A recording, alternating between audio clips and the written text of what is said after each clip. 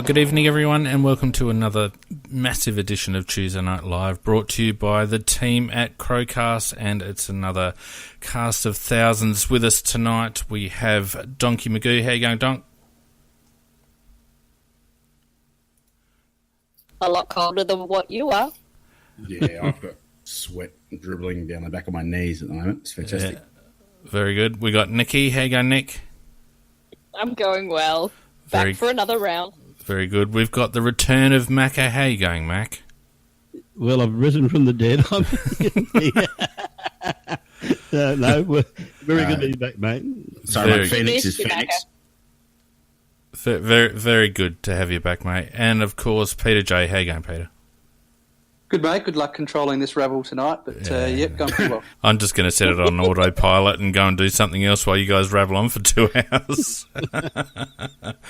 All right, speaking of rattling on... So should we start with the SNFL now? Let's just get into the news, shall we?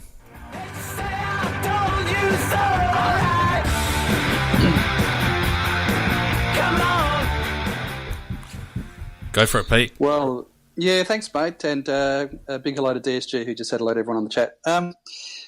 Yeah, the news is obviously dominated by the SANFL, and I guess we'll get to that. And everybody that follows football in this state will know all about that story, and plenty to chat about there. Not a lot of Adelaide Crows news, although just came through, I think it was a little bit earlier today, that the big captain, Tex Walker, has announced an arrival on the way, and so a potential father-daughter recruit there for the Crows. So congratulations to Tex on the announcement of the pregnancy. So that was a nice little bit of news from the club. And Ellie, yep, congratulations to them. So that was really the main news. There's a little bit of gossip floating around with McGovern. There was 7 news reports just in relation to potential trades, firstly with Carlton, and then also there was a subsequent news report that potentially has him going to the Gold Coast. So I don't think anyone really knows, but there's certainly plenty of scuttlebutt and speculation going around at the moment. But that's pretty much it for the Crows. It's been pretty quiet, and the rest of the course has been trade speculation and various news, and some of the big movers and shakers. I think we talked last week about Lachie Neale going up to Brisbane, and just in the last couple of days, there's been sort of some whispers breaking about Chad Wingard heading to the Western Bulldogs. So that's one to watch, I think, in terms of big names moving. Yeah, do we think Wingard's fishing, or do we think he's just really seriously looking for a move? I think he's probably looking. It smacks a little bit of what they did with Hamish Hartlett last year, as to shop him around, and with the effect of giving him a big kick up the bum because no one was ever going to pay the trade price that they wanted because he was under contract, and it has a little bit of a sniff of that. Although I don't think, from memory, and correct me if I'm wrong, anybody, but I can't remember him being linked to a club. But in the way that Wingard has been in the last couple of days, they're talking about offers being made, and Jackson Trengove being called in to try and work with him because they had a relationship previously at Port Adelaide, of course. So it looks to me like there's a little bit of substance to it. Well, we know there's pressure on the salary cap at Port. Oh, you reckon that? I don't know. They're talking about getting a pick 6 from the Bulldogs for Wingard. He's not a pick 6. No, they don't get pick 6. So they want a lot going back to the Bulldogs for that. And I don't even think that they pay that, because he's really in the last couple of years fallen away from his original, his initial couple of years in the All Australian team. So he's fallen away a bit. Just taking the piss a bit, Pete. It might be part of the new game plan for Port Adelaide. Get rid of the 2 guys that can kick to a teammate, and everybody else just kicks wildly there, and they just kick chaos balls every ball. So, Matt, can you touch upon the 2? And of course, I didn't neglect to mention that. Of course, Jared Pollock came out and announced his wish for a trade to North Melbourne.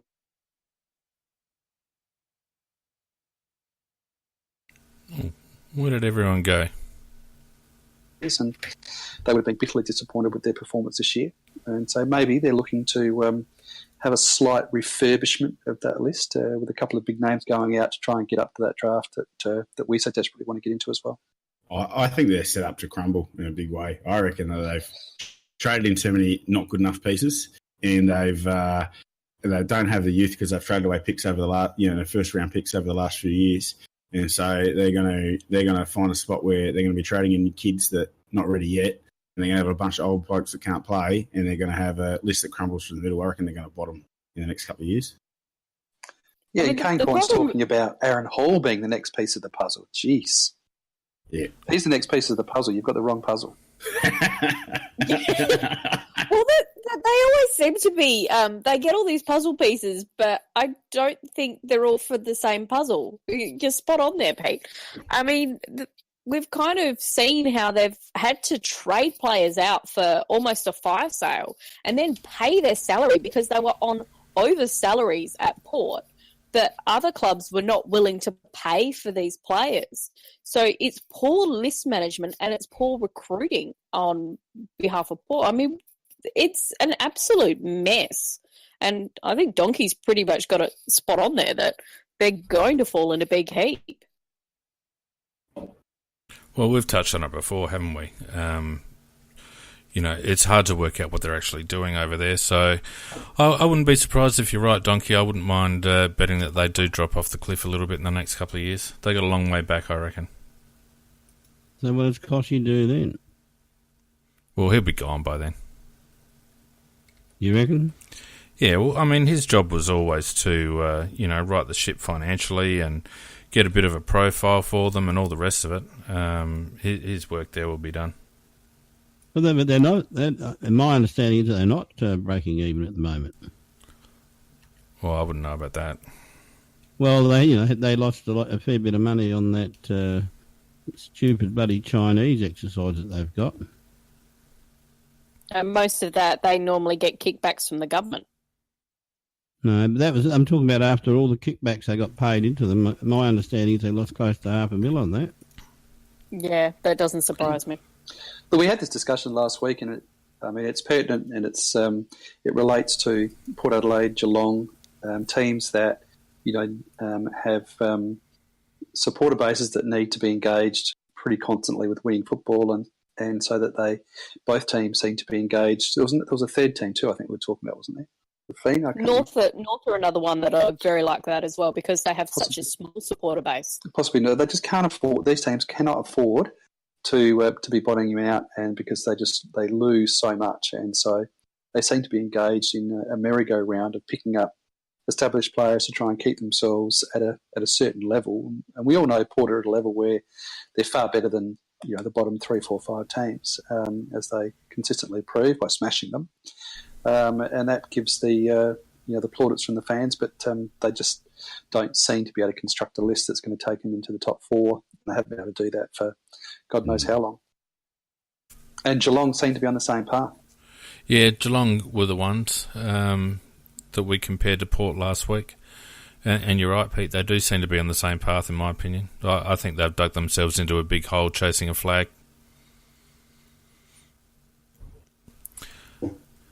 Is there any news on Luke Dowhouse? Is he gone anywhere or re-signed? I'd love to get him, but not a lot of other people won't crash out on him. Where would you play him? Got him. Yeah, Geelong apparently got him. Yeah, because the AFL came out with the ruling that Geelong are allowed to trade away. They asked permission that they are allowed to trade away their first-round draft pick, whereas every other club's going, well, they've done it for the past number of years, which means they're not allowed to trade it out this year. And now they've convinced Dowhouse. So they've turned around to the AFL, go, can we please trade out our pick 1 again, in spite of all the rules that you kind of put in place and are just a guideline? Yeah, but see, this absolutely undermines the entire system because other clubs make decisions based on what other clubs do. So you look at the draft positions or the trading positions or the currency that each club has, and then you make your plans accordingly. So if Geelong can just come in over the top, they've already flouted the rules with regards to their picks, and now they've just been giving a handout. They may as well be getting a priority pick because that's what it boils down to. The fact that they can trade in use a first round pick to trade in a player is equivalent to being given a first round priority pick in the draft. It's just ridiculous. Come on, guys, liven up. All right, let's talk about the SANFL, shall we? Yeah, what happened in it? Well, what happened was that North were 400 goals down. They came back. They were still a bit down at three-quarter time, and then they started the last quarter with an extra man on the field for the first 4 or 5 minutes, kicked 1 goal 3 in that time, and despite some protest by certain officials to the interchange steward and the emergency umpire, they weren't sanctioned during the game. They went on to win it, and then after deliberation by the SNFL tribunal, it went to over 5 hours last night. They've just been fined 10 grand and docked 4 premiership points, so 2 games, 2 wins in the 2019 season. I'll go around the table. Pete, what do you reckon about that? Oh, look, I was engaged in some chat online today, and really my thought is that legally the process which they went through and the decision which was arrived at, I thought was pretty sound. Morally and in a football sense, you couldn't possibly be happy about North playing in that final on Sunday. I think that they fully deserve to have the game taken off them. But with that said, I thought it was for all the criticism that they copped, I thought it was a sound process that the SANFL engaged in. And I read Michael David's statement of reasons. It really was more of a press release, and I'm sure that somewhere buried deep within the bowels of SANFL House is the full statement of reasons with reference to all the various rules. But the little bite that he put out for the press, I read, and I think that if you marry that up with the actual rules, I think that I think he's right. He didn't have many places to go. And so I think legally it was a sound decision. Donkey? Well, it's just exciting, firstly, that North Adelaide are embracing the Crows and they're playing with a 19th man. I think that should be something that's applauded. But look, I've gone 360 on this one. I originally thought, well, they cheated, they got the win, that's not right, they shouldn't be there. But then I wasn't watching the game, so other people that did can probably say different things. But if North came back from that far back and they had all the momentum, they were kicking the goals and all that sort of stuff, did that have a material effect on actually the game? Like, did that actually change the game? I don't know the answer to that. And whether it was intentional or not, I think, which is what the judge touched on, whether it was intentional or not, I think is a bit of a mitigating factor as well. So it was just such a clusterfuck of a situation that I don't think there was any right outcome to that. I think people would have felt aggrieved no matter what happened, and I think all people should feel aggrieved. And it's just a situation that shouldn't be allowed to happen at a semi-professional level of sport when there should be people around watching all that sort of stuff. It's just out of control. Nick? I didn't watch it, but because Sandown was on. But just reading all the kerfuffle and everything else and looking at it afterwards, there was some really good discussion. I did like Pete did delve into the rules, and there does still seem to be a bit of a grey area around it that I think the Eagles quite rightly can feel a little bit aggrieved about. But they really, that poor tribunal chairman, he was really stuck between a rock and a hard place. I didn't quite like his statement, though, that to overturn the game result would have been like too much of a punishment, because it is a very iffy one. It was interesting, though, because I'm thinking back and when I watched the South-North game, there was a period of time in that every time South was kicking, actually got the ball and started to kick it forward, that there always seemed to be that extra man. But that North had, and yet they always seemed to be manned up on everybody else. It was, I'm not sure what was going on there. But I didn't like the North CEO's initial response. Thought that was a little bit arrogant, and he should have pulled his head in. Their later statements were a lot better. Heat of the moment, though. Yeah, it was heat of the moment. But if you're in that kind of position, you still should, you need to behave that a little bit better. There's a lot of fence sitting going on here. Nikki, come on. Give me a definitive. I quite like what Macca had actually suggested was take away the score during that time period that he was on the ground for, because it did influence the game. You can't say it didn't. All right, Macca. What do you reckon? Right, well, there's no bloody fence in here, I can tell you. As an Eagles man, of course. Yes, I am an Eagles man, but also I'm a person who believes in justice. I'm a person who believes in fairness. And what a heap of bullshit this has been. Pete was 100% right. It was done legally, and that's about the only thing I think you can give it, because this SANFL, their handling of the whole fiasco has been an absolute disgrace, and it shows them to be the bloody mob of amateurs they really are. Let's start right from when it first happened.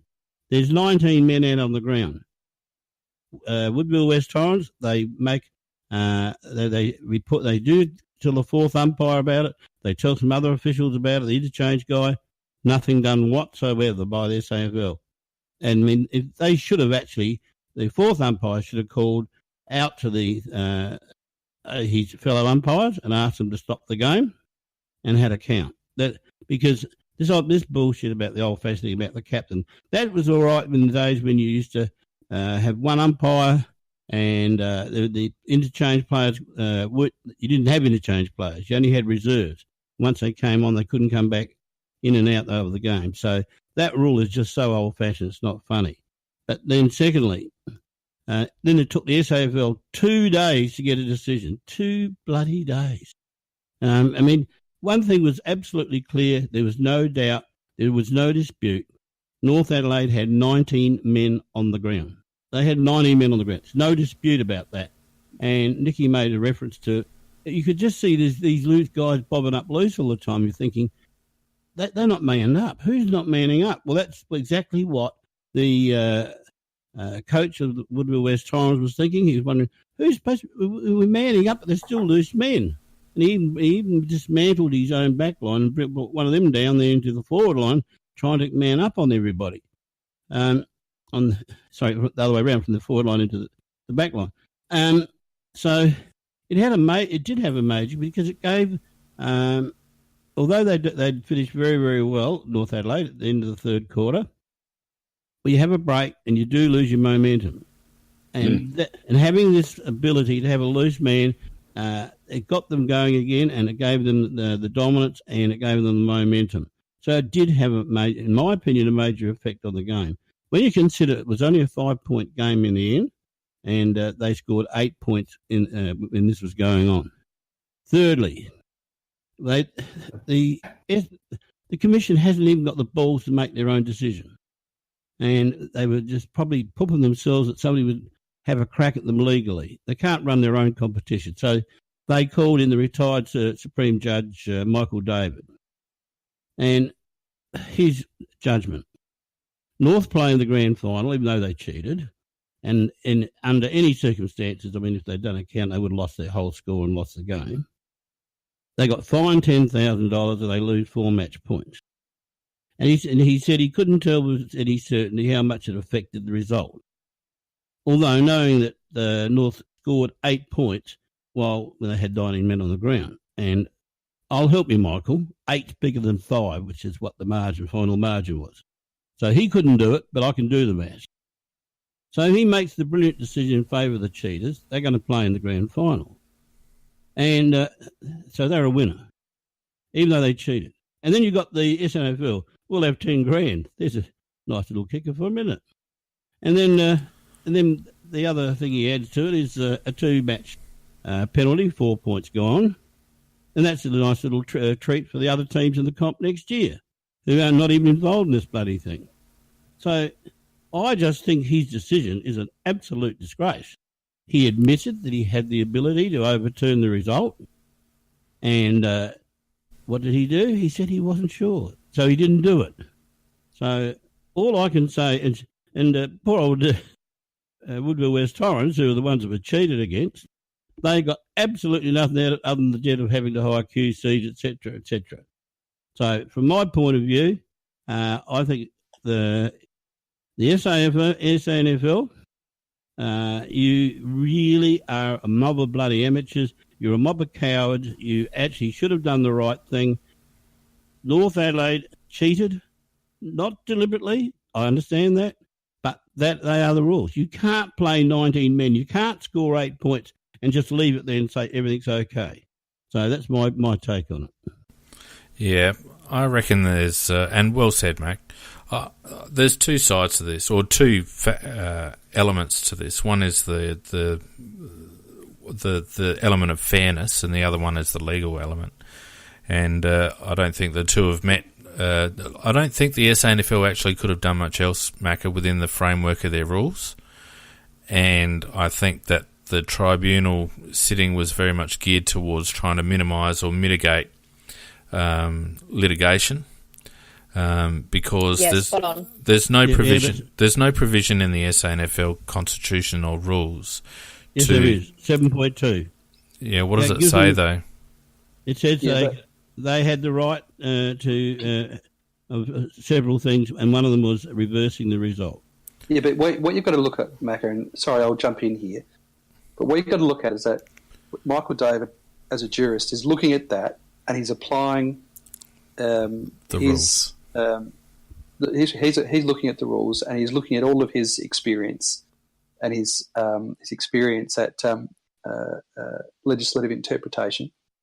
And the way that you have to look at that is that in 7.2, which is clearly the rule that they used, in 7.2 there is a number of penalties.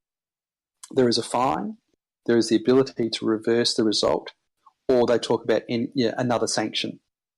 And so clearly within that framework there's no capacity to order another game, which is, he indicated, would have been the fairest outcome. But what you've got to look at is that when you've got a number of potential sanctions and you've got one that's quite clearly the most serious, then when you're looking at it legally, that sanction that is most serious has to be reserved for the most serious offending. And then you work back. And so what he did is that he couldn't find that there was deliberate cheating. Now, if he had found on the facts, and none of us have got the full facts, but what he found on the facts was that there was not deliberate cheating. Now, if there had been deliberate cheating, then the most severe outcome would be reserved for the most severe conduct. But that wasn't proven. And so what he had to do was he had to pull back from that maximum penalty because it wasn't the maximum offending. He found that it was gross negligence. Sorry, go, Pete. No, that's the point that I'd made. Yeah, I can't agree with you. Well, Macca, the other thing I think from a legal standpoint is that North Adelaide didn't break a rule as such. If you think about it logically, they had too many players on the field, but I think that and Pete, you'd know this better than I would, but this is just the way that I've looked at it. Because protocol, and we can argue correctly that the laws in regards to how you report an extra player on the field are archaic, and they're written for another time, and they needed to be updated. And as with a lot of laws, they don't get updated until they're tested. But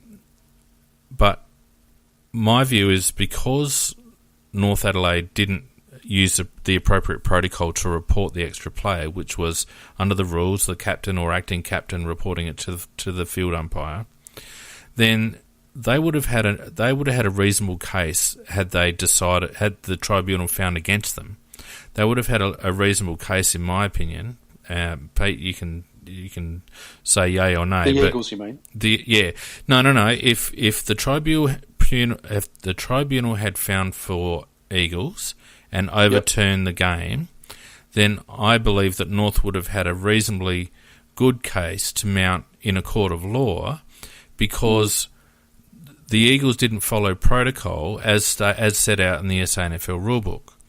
So but he didn't find under that protocol. He didn't find under 5.5.1. He found he didn't. 7.2. Yeah, correct. and that's Peter, and what I'm getting at, I guess, Pete, is that the only reason he did that is for the very reason that I'm saying, that he had to. 7.2 is basically a misconduct situation, isn't it? Or for interchange misconduct. Yeah.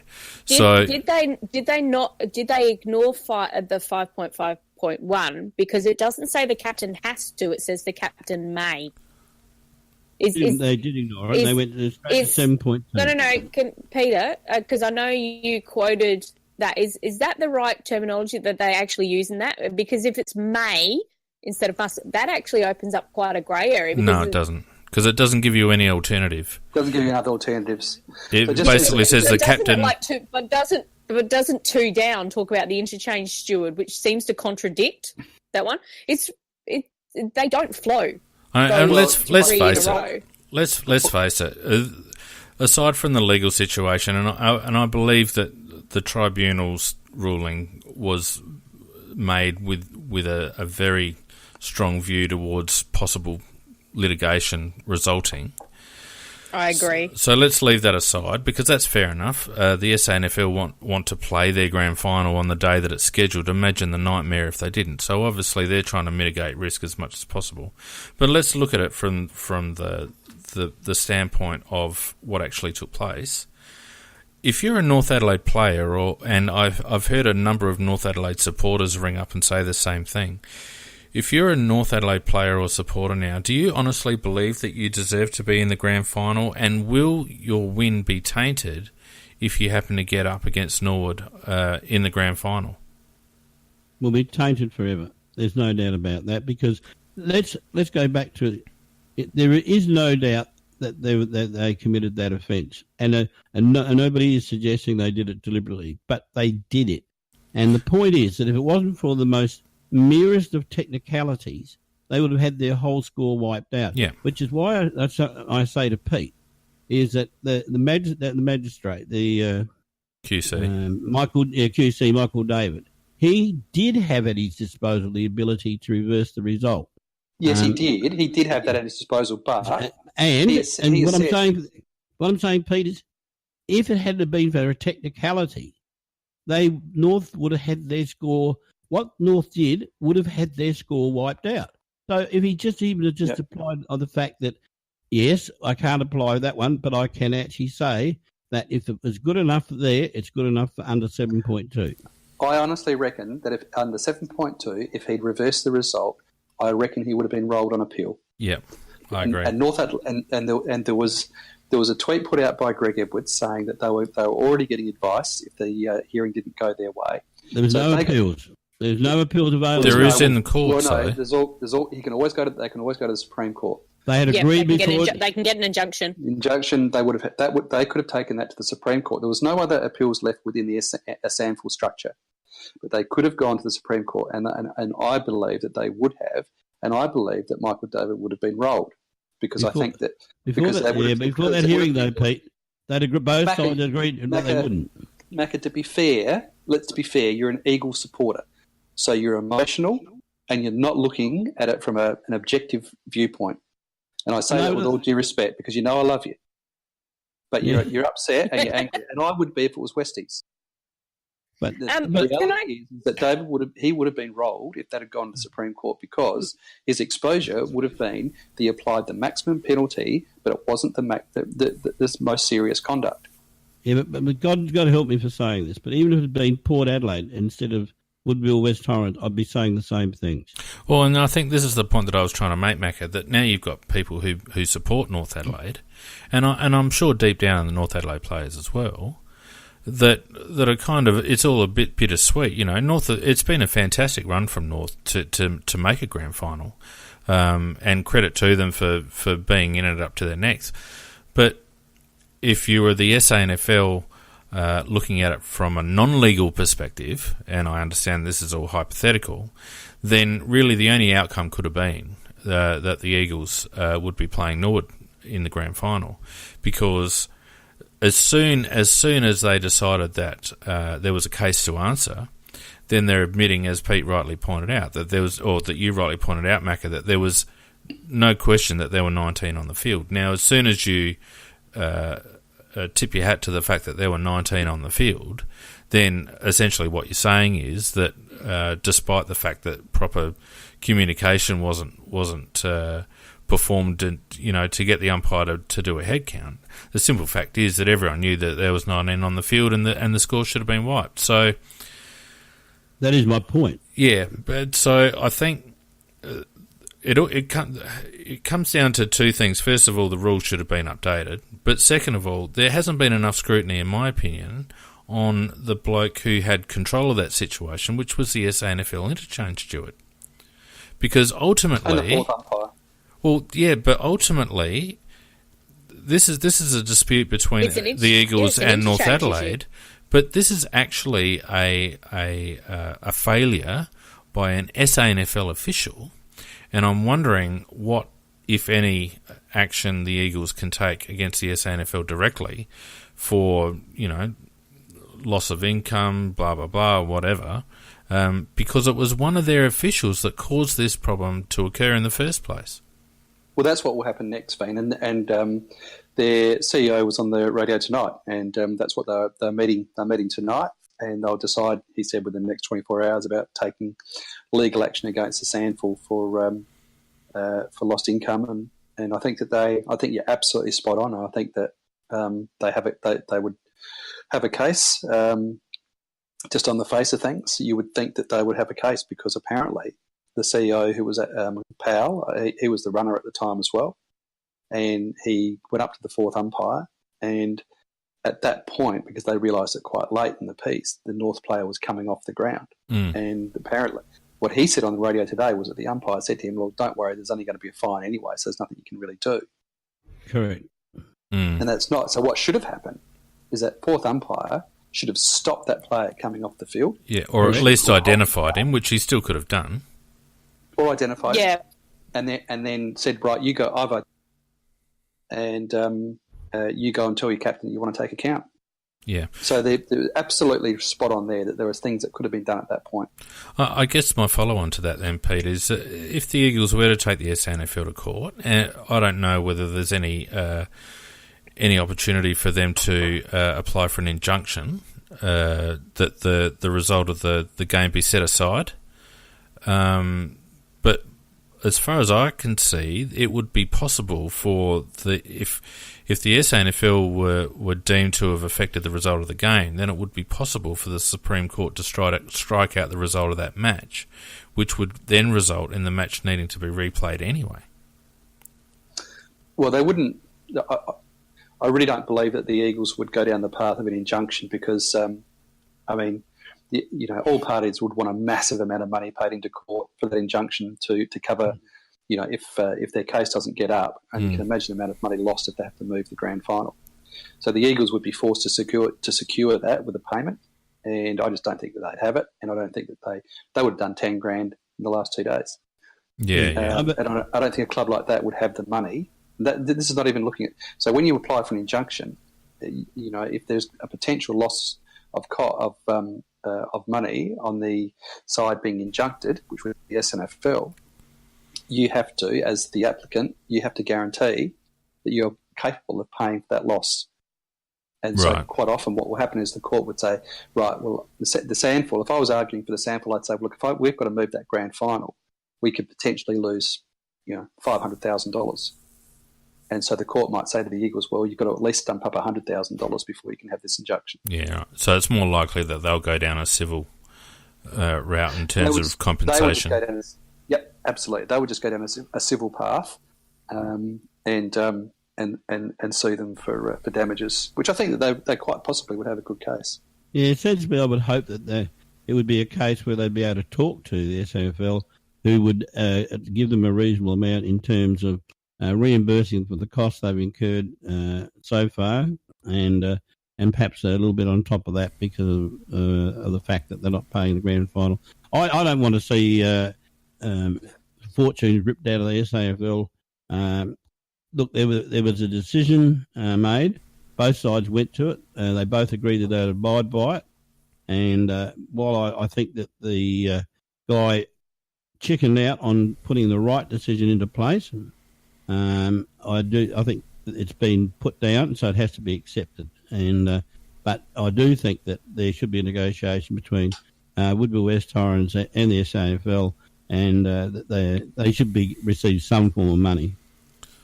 Now, Macca, just to throw a little spanner in the works. So in the SNAFL grand final, held on the same day, Southport Sharks are playing Sydney.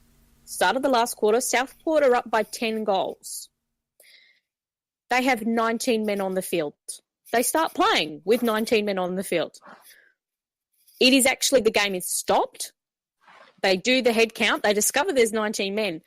There, I think, was then like a 20-minute break that was going on because the officials at the ground didn't know how to treat it as to whether it was under the AFL rules, which is the NEAFL is run by the AFL, is that the score would be white, which you kind of quoted, or whether it's an interchange breach, which is the free kick 30 metres out in front of goal, etc.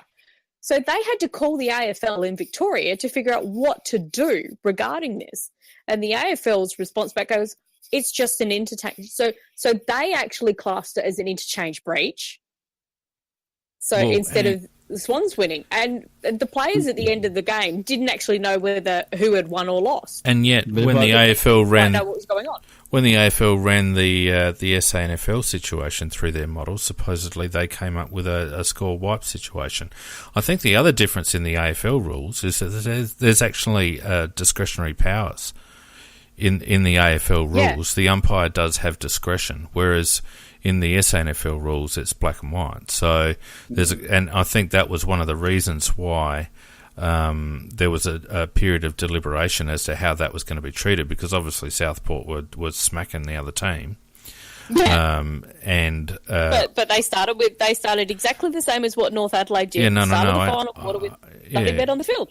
I understand that. What I'm saying is that the rules surrounding that are different, and it includes discretionary powers of the umpire. And I think there was a certain amount of negotiation between the two clubs that fed into that final decision or that final ruling about it being an interchange breach rather than because it can't be one without the other. If you've made an interchange breach which has resulted in you having 19 players on the field for a period of time and it's brought to the umpire's attention, then you can't have it both ways. You've got to apply the rule that there's too many players on the ground. So that's where that discretionary power that sits within the AFL rules comes into play. But it's kind of funny that they're two different rules, but they've actually both, in the SANFL and this one in the NEAFL, they both use the interchange breach as that overriding principle. Can I just give really quickly? Can I just give one quick shout out? I've just been just before you do, Peter, I've just got one more thing to say to Macca with regards to all of this, and we do feel for him and all the Eagles supporters out there. Sure.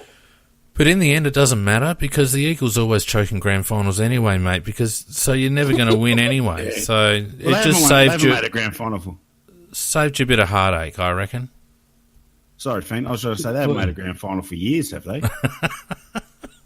Look, it doesn't worry me one way or the other. Believe it. I believe it. And because I think Nord are going to win. We're going to win it anyway. I think so. We certainly hope so. And now everyone will be breaking. I was just more angry at the principle of the whole thing. Oh no, and I agree with you, Macca. It's a damn shame. Even though people have been talking about how this game is now going to be tainted, etc., because of the way North got in, but aren't there issues with Norwood regarding salary cap breaches, the fact that they've had a player that's been done underwater? I think this whole grand final, unfortunately, from both teams' point of view, there's going to be little asterisks next to either name, really. Yeah, I don't think any Norwood flags actually count. Well, Norwood have always are pretty close to the win when it comes to salary cap, and they've been done for breaches in the past. And, the SANFL need to smarten up because they need a rewrite of their rule book, I think. I mean, they do some things well, I think, the SANFL, but I think a bit like the Crows, they're a bit frayed around the edges when it comes to having appropriate frameworks in place. I think sometimes I just finger in the wind and see how it goes. The time that this was done, I thought the SANFL handled this one so poorly, you would have thought that bloody Burton organised the whole thing. Anyway, so never mind. We'll all be barracking for Norwood next week, I think, including probably the SANFL, and hopefully they can clean up the mess in the off-season and get things a little bit more ship-shape in the SANFL. What were you going to say? A bit of a shout-out, Pete? I was just going to give a shout-out. I've noticed on the chat tonight, Froggy is with us. I haven't seen Froggy on the chat before, and obviously, as we all know, Big Footy royalty is Froggy, so good to have him along. He is indeed. I do like his suggestion that could Norwood try putting 17 on the field to make it look like North have 19. Yeah, very nice. A very, very Froggy thing to say. Oh, very good. Well done, Frog in a blender. All right, we actually had some matches go on over the weekend, so let's have a chat about them, shall we?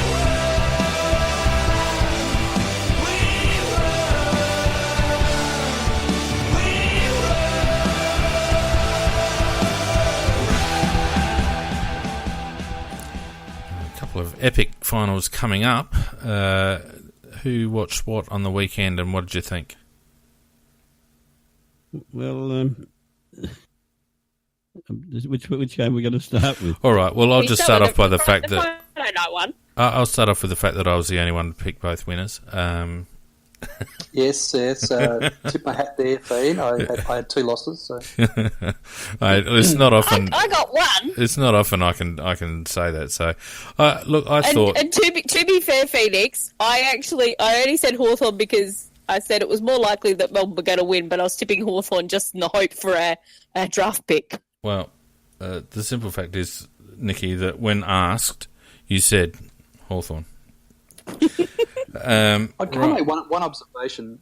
One observation that I because I watched both games, and I just this whole thing of what a wonderful, exciting, glittering team Melbourne are, and I reckon it's a bit of a fraud because I reckon we've observed this before, Fane. Throughout the year we've observed the fact that they are a burst team, and I reckon all of those superlatives that are being bandied around for Melbourne at the moment are true for generally around about a quarter of the game. And the rest of the game, they are as boring as batshit. It's just hideous. A scrap. It is. They seem to woeful skills at times for some really high draft picks. Absolutely horrendous. So it's almost as though they do. I don't know whether it's strategic or whatever, but it is they have this burst and get themselves a few goals in front, and it's just horrendous football for the rest of the game. And actually, I think completely contrary to what a lot of people seem to be saying, buying the bluff based upon 20, 25 minutes of football, they are horrendous to watch.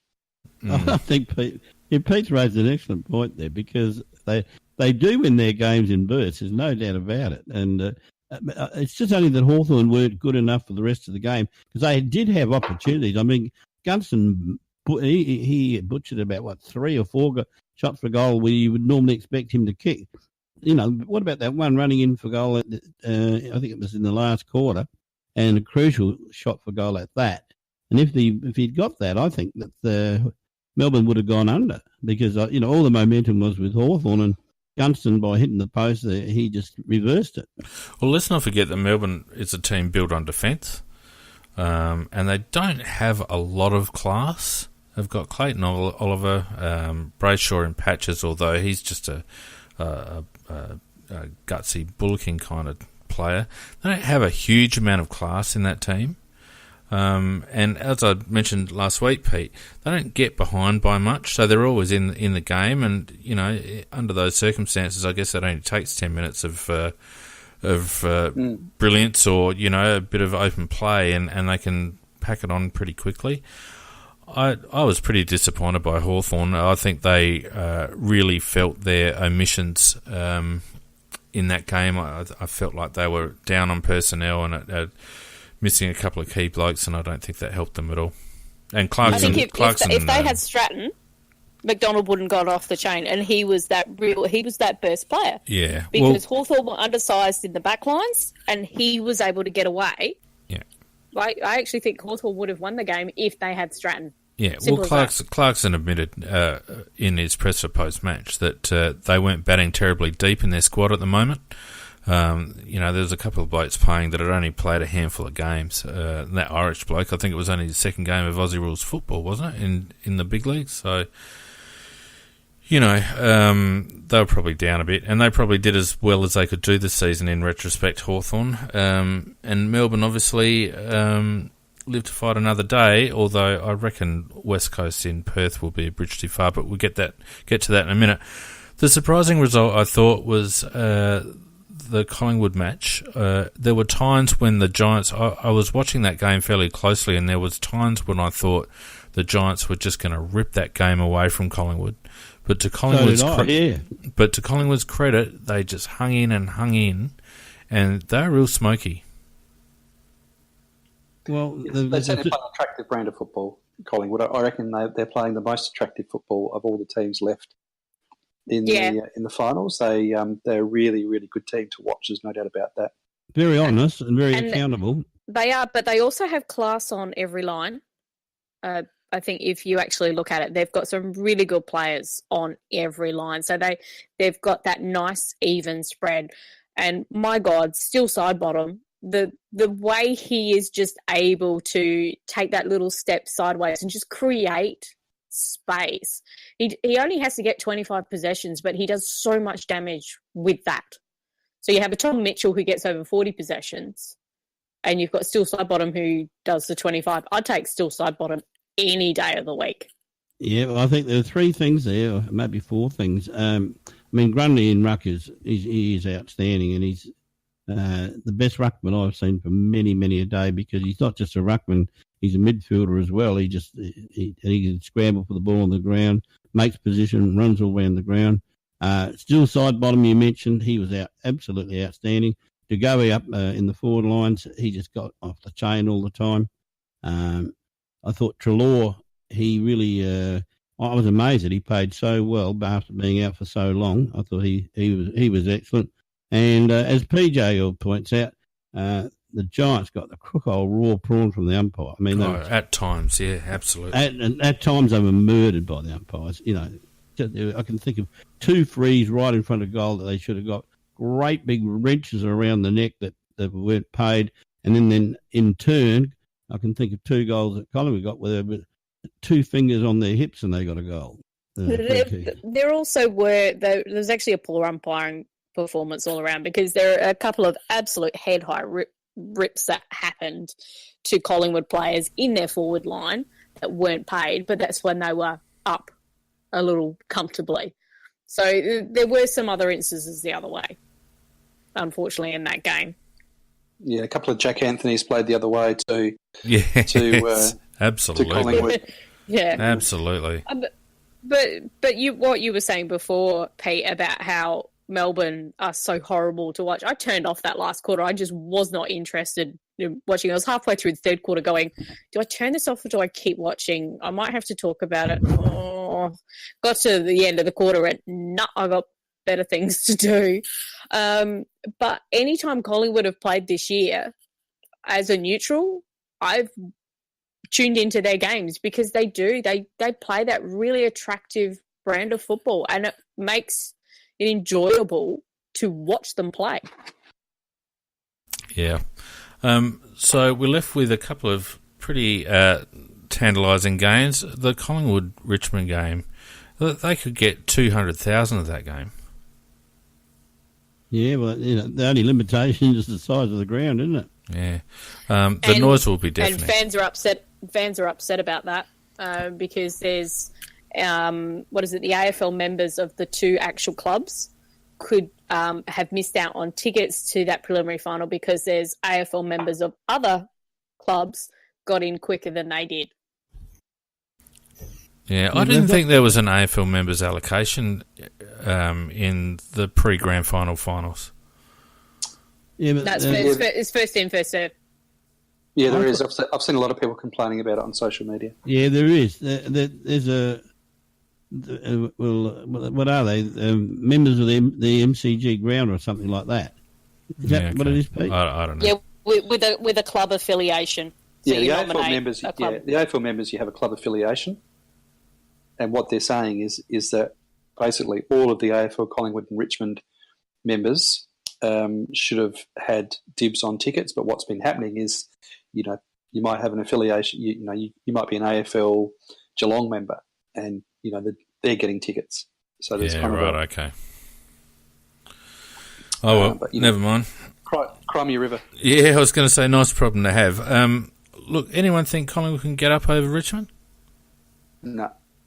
I don't think so, but I hope so. I think I'll end up barracking for Collingwood. It's something. Yeah. I don't know. Somebody said in the chat before, it's a strange feeling. But they're a likeable team at the moment. I agree with that. It's not. It's nearly, but not quite like barracking for Port.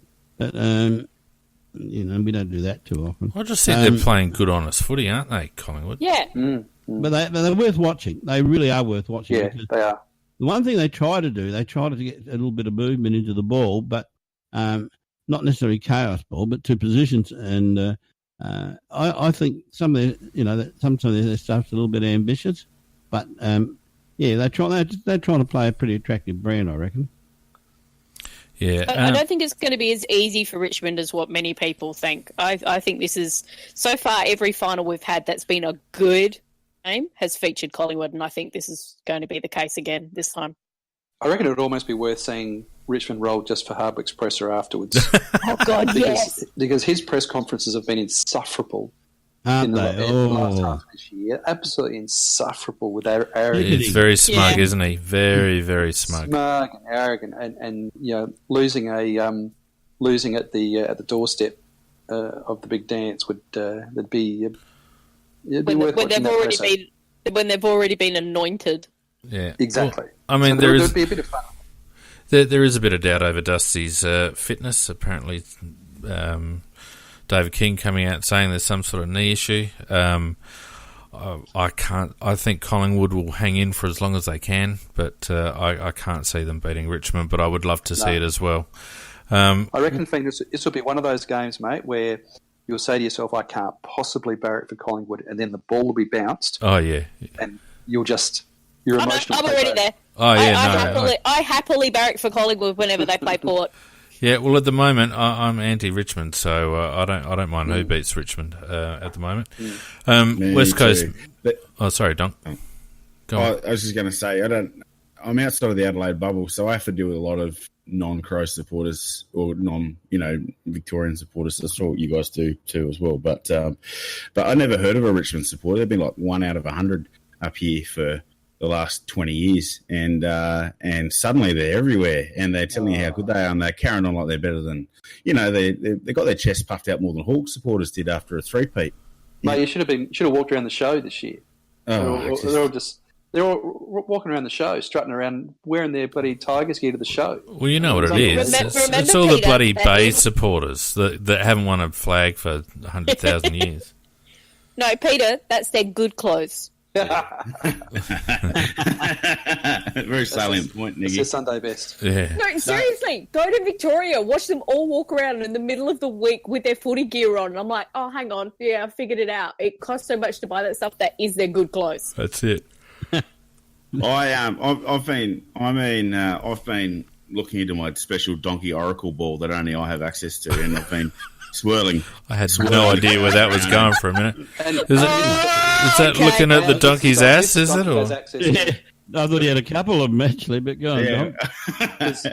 Mrs. Donkey has access too, Don. Yeah, that's right. And after I've had my green tea and I pour it out in the things, I think I've just. I can feel it in my bones that the Pies are going to get up this weekend. I can just feel it. I feel like the Tigers have already won the flag in their minds. They've already picked where they're going for their muck-up day, and they're already doing all those sorts of things, and they're not actually ready for a force to come at them pretty hard. And I think the Pies are going to find something deep because I just don't think they're good enough people to deserve 2 flags in a row. Yeah, and Jay, congratulations, J Mac, on the chat. He's just anointed your tip of the week as the donk eye. Yes. Nicely done. West Coast Melbourne. Anyone give Melbourne a chance over there? Well, it's only going to be a half-full stadium because haven't Melbourne supporters been buying up the tickets, but they're not going just because they don't want West Coast supporters to be sitting there? Yeah, I think it'll be a pretty close game, I reckon. I don't think so. I think because... Was that a yeah no, Nikki? It's a proper Aussie yeah nah. I do think West Coast will have them over there, very much so, because as Pete was saying, they're that burst kind of team, but that defence of West Coast is actually really good at defending those type of bursts quite well. So I think Melbourne are very much going to get a very nice ride from the umps, seeing we've got Razor Ray heading over there already. And you can already hear the commentators of how much they were getting excited about, you know, all those Victorian teams in the last round or whatever. It's like, dude, there's another team over West, you know, they won, 10 games in a row, etc., doing quite well into the finals. But they seem to have forgotten them. I just think West Coast have that game plan and they have the quality of players to stop that kind of burst. Yeah, Coasters for me, I think the big difference between the game that Melbourne played over there just before the finals was that they had no Kennedy, no Darling. It's two massive outs for West Coast. I mean, even we beat West Coast when they didn't have those two. So I think that those two back in and fit are massive additions. Well, Pete's being the voice of logic tonight, and I think I have to agree with him. Couldn't agree with you more, Pete. Drink up. Couldn't agree with you more, Pete. Drink up. Everyone on the chat, drink up. I'll have one myself, thanks. What do you think of Burton, mate? Yeah. Well, you know he's a dickhead, mate. You know it. Yeah, West Coast for me. I think Melbourne will give it a shake for a while, but I think West Coast, like you, Pete, I reckon the addition of Darling in particular, not Darling, Kennedy in particular, will make a big difference to how Melbourne match up, and I don't think they're going to have enough class to actually outgun West Coast over there. West Coast comfortably for me. Right, now... I've got a bit of a dilemma because we've got... No, just one thing, Phoenix. And for the rest of you guys, just on GWS, do we all agree that GWS is a much better team this year? Yep, we mentioned that last week. I thought they played, even though they lost, I felt that they played with a lot of steel and a lot of grit in that game. And isn't that interesting that even though they didn't make the prelim, and I think if they had of against Richmond, I think they were no chance, particularly at the MCG. But it's kind of interesting that they finished worse off this year, and yet we think they're a better team. Oh, yeah, but it's down to personnel, Nick. Really. Kelly killed them. I reckon this year will be the making of GWS. I think they showed that last year's loss hurt them a bit. And I think that they're playing with a lot more grit, and we've spoken about, Pete, you've mentioned it a couple of times, they're playing a lot more like a football team now, if you ask me, and I think if they get a fit squad on the park next year, they're going to be very, very, very hard to beat next year. Yeah, they were slaughtered by injury. Yeah. Anyway, I've got a dilemma because I've got Sweets and Smacks and I've got Conch Wombles, so Macca, I'm going to give you 2 minutes, and then Nikki, I'm going to give you 2 minutes, and I'll just cut you off if you go over it. Right. Oh yes, I am a grumpy old man. That's what I am, and I really don't care who knows it. Go for it, Macca. 2 minutes starts now. Right. Well, I was flapping them right, left, and centre with the SANFL, so that's part of it, but. Talking footy. Did anybody watch Talking Footy? Luke Darcy. He started off by talking about the whole fiasco. He mentioned that Woodville West Torrens, coached by Josh Carr, and spoke about it as if we had to Woodville West Torrens had committed the offence. And at the end of it, Sam McClure says, and God help me, Sam McClure, he says, so they should take it away and give it to North Adelaide, eh? And I thought to myself, they have no idea what happens here and they don't really care. What a mob. And that's me done. You've got time to spare there. Oh, fantastic. Right, Nikki, you've got precedent. Macca did that in 37 seconds. Yeah, that's because we'd already done the SNFL stuff. Come on. Because I think Way if we we go. had the SNFL... This is part of your 2 minutes. No, you don't. 20 hang on seconds a in. minute.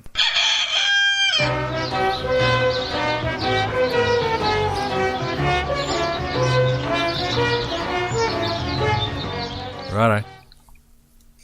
I just think Neil Mitchell from 3AW is a cockwomble this week for suggesting that they need to show the Melbourne fans on the big screen over at Domain Stadium, because those poor, those Melbourne players, they're going to feel all hostile, and we need to, take away the effect of the West Coast home ground.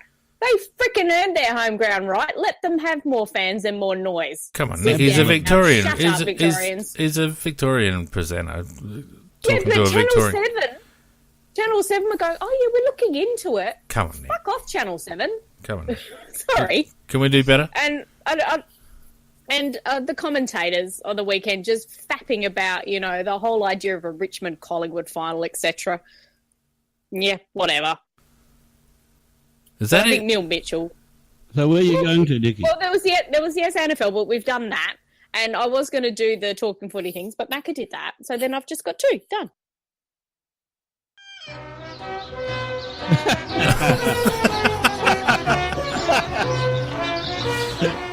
Well, that was pretty underwhelming. Hey, you won a short, sharp and shiny. You got it. I was still on complain. decent bloody... whatever. I'm proud that I got it done in 2.5 minutes. So Well, there was there's a whole Caden Corns and the other stuff, but I don't like talking about that. No backsies. We're done now. I'll tell you what, I will just want to give a little bit of news, which I found out this week, which was incredible because I'd never, ever heard of this happening before. Did you guys realise, did you realise that when there is a match scheduled interstate, that if you want to fly from your city to the city where the game's being played, do you realise that the airlines jack up the prices? It's amazing, isn't it? Really? Isn't No. that incredible? Who would have thunk it? That's actually been happening. Who came up with that scoop, Pete? Oh, All those You know, poor Melbourne supporters, It's all across paid the- all their lift fees. it's all across the You know, Melbourne so- media, mate. And I tell you what, I bet you those horrible people in Perth, I bet you they put up the hotel fees as well. Oh, they would have been. They're all over it. It's got Perth written all over it, Pete. You know that. Absolutely. They're just doing that to be mean to those poor Melbourne supporters because it's their year. Well, the other problem that Melbourne supporters are going to got, do you know how bad the quality of Quint's paste is over in Perth? Like, they don't. They don't have Maggie beer. Well, they've only got Maggie beer, like Woolies brand Maggie beer. They need some cobbleberry. Maggie beer is not Woolies. Yeah, well, you buy Maggie beers at Woolies. If you can get your Quint's place at Woolies, it's not top quality stuff. Wait, it's Maggie beer. It's All good. right, this is going nowhere. Thanks very much, everyone, on the Spreaker chat for taking part tonight. It was quite a quiet night, only 200 comments.